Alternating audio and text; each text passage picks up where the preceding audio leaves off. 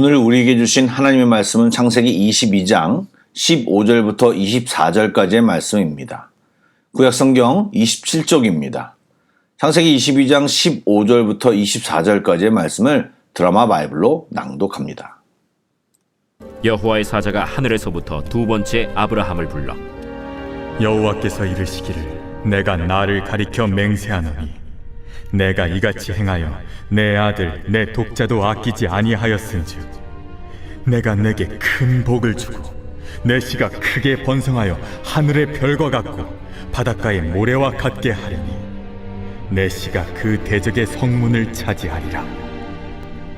또 내 씨로 말미암아 천하 만민이 복을 받으리니 이는 내가 나의 말을 준행하였음이니라 하셨다. 이에 아브라함이 그의 종들에게로 돌아가서 함께 떠나 브엘세바에 이르러 거기 거주하였더라. 이 일 후에 어떤 사람이 아브라함에게 알리어 이르기를 밀가가 당신의 형제 나홀에게 자녀를 낳았다 하였더라. 그의 맏아들은 우스요 우스의 형제는 부스와 아람의 아버지 그무엘과 게셋과 하수와 빌다스와 이들랍과 부두엘이라. 이 8사람은 아브라함의 형제 나홀의 아내 밀가의 소생이며 부두엘은 리브가를 낳았고 나홀의 첩 르우마라 하는 자도 데바와 가함과 다하스와 마가를 낳았더라. 하나님의 혹독한 시험을 이겨낸 아브라함은 하나님의 인정과 더불어 또다시 하나님의 축복과 약속을 받게 됩니다. 그 구체적인 내용을 살펴보겠습니다.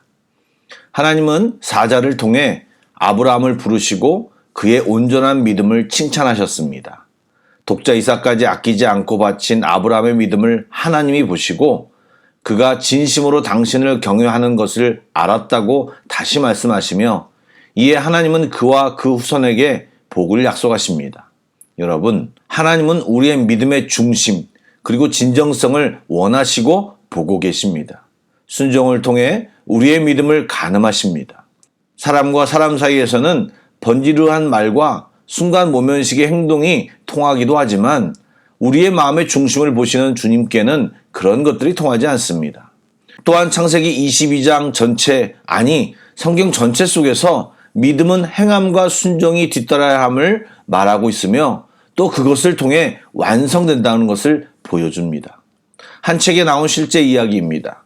이름이 데니엘이라고 하는 한 크리스찬 청년이 있었습니다. 기계공학과를 우수한 성적으로 졸업하였는데 그에게 2가지 제안이 들어왔다고 합니다. 엄청난 연봉으로 원자력 발전소 입사를 제안받았고 또 다른 하나는 석박사 과정을 마칠 때까지 전액 장학금을 제공하겠다는 대학원 측의 제안이었습니다. 그러나 이 학생의 당시 관심은 주님이 베풀어 주신 은혜를 활용해서 그분께 영광을 돌리는 일에 온통 쏠려 있었습니다. 결국 2가지 제안 모두 거절하고 공학 지식으로 세계 곳곳의 가난한 지역을 지원하는 프로그램에 참여하기로 했습니다. 그의 부친은 그런 결정을 처음에는 잘 이해하지 못하고 화도 냈지만 나중에는 세상을 쫓지 않고 주님을 알지 못하는 지역과 그 백성에게 복음을 전하기 위해 과감한 선택을 한 아들이 자랑스럽다고 고백했습니다. 그 청년은 조금 더 지나 더 큰 꿈을 꾸기 시작했습니다. 하나님이 자신을 아메리카에서 아프리카로 다시 아시아를 연결하는 엄청난 기회를 주셨다고 교회 목사님께 은혜를 나누어 주었습니다. 그리고 그는 고백합니다. 예수님이 자신을 훨씬 수준 높은 삶으로 부르셨으며 더 크고 위대한 꿈을 주셨고 하나님을 드높이는 인생의 목적을 이루며 살게 하셨다고 말입니다. 여러분, 한 번밖에 살지 않는 삶, 철저히 세상 기준으로 사는 삶이 아니라 믿음으로 하나님의 뜻을 찾는 삶을 살지 않으시렵니까? 꼭 선교사가 되고 사역자가 되라는 것이 아니라 우리가 믿음으로 우리의 삶을 드릴 때 좀 더 구체적으로 말하면 말씀대로 내 삶을 적용하며 살아갈 때 하나님의 인정과 칭찬은 우리 삶에 넘칠 것이고 우리를 향하신 하나님의 뜻을 이 땅에서 이루며 살 수 있는 것입니다. 하나님은 내가 내게 큰 복을 주고 내 씨가 크게 번성하여 하늘의 별과 같고 바다의 모래와 같게 하리니 내 씨가 그 대적의 성문을 차지하리라고 맹세하십니다. 하나님이 이 약속을 다시 반복하신 것은 아브라함에게 복을 주시려는 단호한 의지를 보여주는 것입니다. 이 약속은 아브라함의 자손으로 오셔서 십자가와 부활로 사탄의 권세를 정복하신 예수 그리스도를 통해 완전히 성취되었습니다. 연이어 18절 말씀은 세상 모든 민족이 아브라함의 자손을 통해 복을 받을 것이라고 하나님은 다시 약속하셨습니다. 천하 만민은 하나님의 명령에 순종해 독자까지 바친 아브라함의 후손으로 인해 복을 얻을 것이라고 말씀하셨습니다. 물론 당시 아브라함이 이 하나님의 약속의 말씀이 무슨 뜻인지 모두 알지 못했겠지만 우리에게 주시는 메시지는 하나님의 말씀을 듣고 준행하는 사람은 천하 만민을 아브라함처럼 복되게 하는 구원의 매개자가 될 수 있다는 것을 알려줍니다. 또한 이 약속의 또 다른 진짜 의미는 아브라함의 자손으로 오신 예수 그리스도를 가리키는 것입니다. 예수님도 순종의 모습으로 십자가와 부활을 이루셨고 그로 인해 온 인류가 구원과 영생의 복을 누리게 하셨습니다. 할렐루야! 그 약속의 말씀은 이미 성취되었고 우리들의 순종으로도 그 역사는 주님이 오실 그날까지 계속될 것입니다. 이후의 내용은 아브라함은 종들과 함께 브엘세바로 돌아왔다는 사실과 뜬금없이 아브라함의 동생 나홀의 근황이 전해집니다. 나홀이 8명의 자녀를 낳았고 리브가의 이름이 거론되고 있습니다. 이것은 마치 믿음으로 아브라함이 모리아산을 오르고 있을 때 산 반대편 어딘가에 하나님께서는 숫 양을 몰아서 수풀에 걸려 있도록 일하시는 것과 같은 의미입니다. 이제 아브라함의 후손을 번성시키고 이끌어 가시기 위해 가나안에서는 아브라함과 이삭을, 하란 땅에서는 리브가를 준비시키고 있음을 일부러 보여주는 장면입니다. 여러분, 주 안에서 우연은 없습니다. 우리는 신실하게 하나님께 순종하고 하나님은 또 신실하게 우리에게 약속을 이루실 것입니다. 하나님을 신뢰하고 순종의 자리에 늘 서 있는 우리 모두가 되기를 축복합니다. 마지막으로 한 가지 믿음의 가정에 대하여 이야기를 나누고 싶습니다. 저는 과거에 믿음의 가정을 이루면 자연스럽게 자동적으로 그 후손들이 예수를 무조건 잘 믿는 줄 알았습니다. 그리고 하나님의 축복도 그냥 이어지는 줄 알았습니다. 그것이 믿음의 가정의 축복인 줄 알았던 것입니다. 그런데 성경을 보고 저도 아이를 키우면서 보니까 결론적으로 말하면 자동적으로 부어지는 복이 아니라 부모된 우리들이 믿음으로 사는 것을 보여줄 때만 믿음의 축복이 실제로 이어져 가는 것이라는 것을 알게 되었습니다. 지금 이삭을 보시기 바랍니다. 아브라함의 엄청난 순종을 본 이삭이 어떻게 살았겠습니까? 그도 하나님께 순종하며 살 수밖에 없었습니다. 마음으로 가르치면 마음을 알아듣습니다. 말씀대로 사는 모습을 보여주면 그 모습을 기억하고 그 말씀을 떠나지 않고 살게 됩니다. 아무리 위대한 신앙인이라도 특정한 이유로 가정 내에서 잘 보여주지 못하면 그 자녀들이 제대로 신앙생활하기 어렵습니다. 교회 학교도 마찬가지입니다. 교사로 수고하는 분들이 많습니다. 그런데 시간이 갈수록 그들이 아이들을 만나는 시간이 점점 짧아지고 있습니다. 또한 1:1의 교육도 아닙니다. 그럼에도 진정으로 선한 영향력을 끼칠 수 있는 유일한 방법은 진심을 보여주는 것입니다. 열심으로 가르치고 눈물로 기도해주면 그 진심의 열매는 맺혀지게 됩니다. 어느 사형수가 죽기 전에 간수에게 목사님을 만나게 해달라고 청하고 만나 물었습니다. 저 같은 사람이 지금 예수를 믿어도 구원받을 수 있습니까? 라고 말입니다.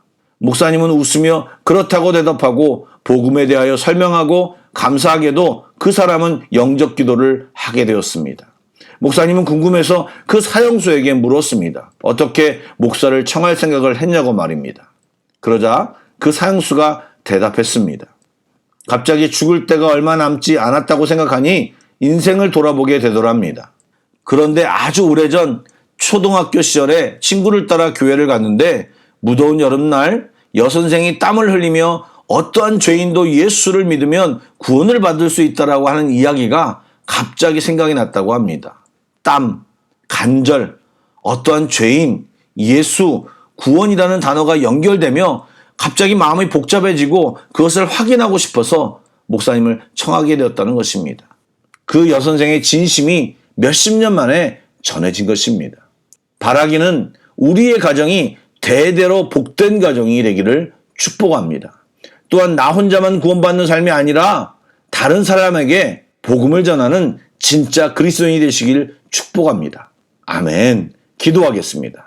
사랑의 하나님, 우리에게 늘 좋은 것 주심을 믿고 감사를 드립니다. 행동보다 말이 앞서는 믿음과 우리의 신앙을 이제는 삶으로 살아내는데 힘쓰게 하여 주옵소서. 나의 삶의 전 영역에 주님이 되어 다스려 주시옵소서. 아직도 내가 왕된 자리가 있다면 내려오게 하시고 그 자리에 주님이 자정하사 우리를 주관하여 주옵소서. 순종으로 삶으로 믿음을 드러내는 우리 모두가 되기를 소망합니다. 성령님 도와주시옵소서. 예수님의 이름으로 기도드립니다. 아멘. 계속해서 찬양곡을 묵상하시고 합심기도와 개인기도로 나아가겠습니다.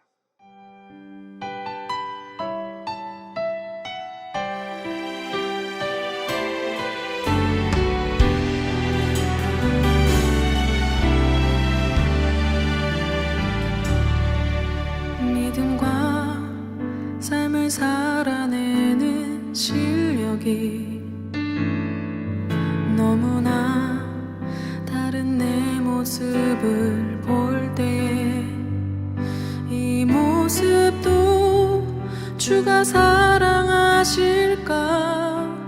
자신 없는 내 모습 그저 주님 앞에 있네.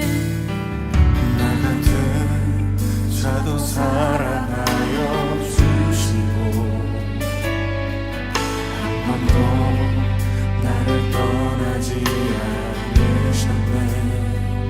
아픔 속에 주를 작게 여긴 날 꾸짖지 않으시고 내 손 잡아주시네.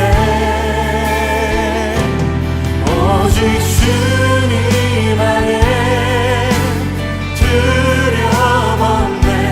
고난을 통해 날 만드심을 믿네.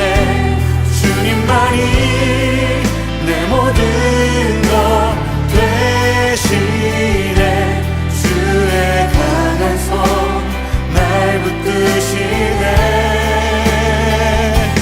오직 주님 안에 소망 있네. 내 삶을 통해 영광 받으신 주님, 주님만이 내 모든 것 되시네. 주의 선하심 나 노래하네.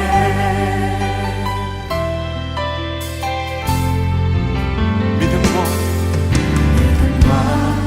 삶을 살아내는 실력이 너무나 다른 내 모습을 볼 때 이 모습도 주가 사랑하실까 자신 없는 내 모습 그저 주님 앞에 있네. 나 같은 자도 사랑하여 주시고 한 번도 나를 떠나지 않으셨네. 아픔 속에 주를 작게 여긴 날 꾸짖지 않으시고 내 손 잡아주시네. 오직 주님 안에 오직 주님 안에 두려움 없네. 고난을 통해 날 만드심을 믿네. 주님만이 내 모든 것 되시네. 주의 강한 손 날 붙드심을 믿습니다. 오직 주님 안에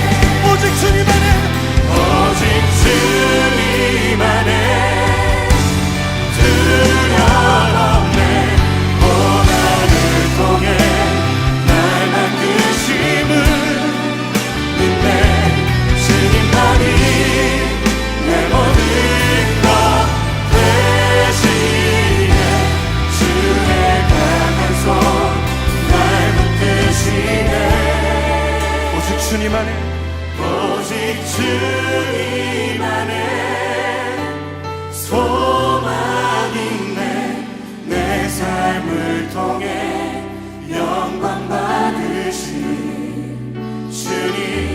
주님만이 내 모든 것 대신에 주의 선하심 나 노래하네. 주의 선하심 나 노래하네. 주의 선하심 나 노래하네.